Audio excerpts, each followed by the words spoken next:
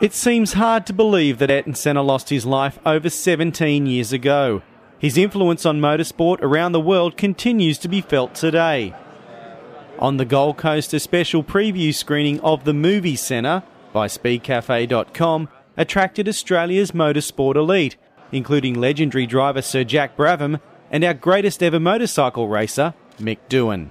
Well, actually, Senna definitely one of the greats, and I used to enjoy watching him racing because he's a very forceful driver, and he certainly had some talent, a lot of talent, and probably one of the most talented ones we've had for a long time. You know, like a lot of people who leave before they should, they leave a little bit of an unknown factor, and I think a lot of people want to try and get to know and see if they can work that out.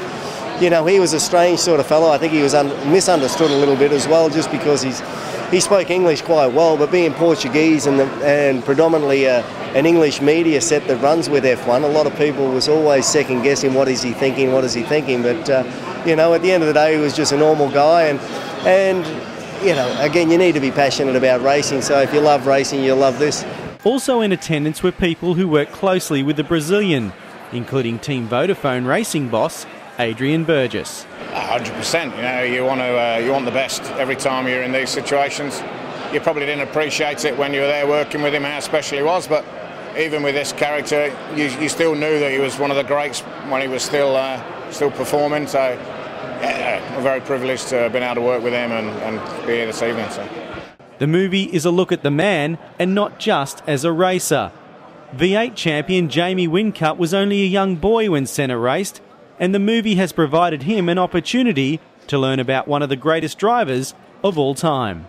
You're exactly right. I was a little young go-karter, and I remember the day clearly when the accident occurred. So, as I say, I didn't know a huge amount about Ayrton Senna, so tonight's going to be good. I've heard nothing but good reports about it, and looking forward to getting in there and checking it out.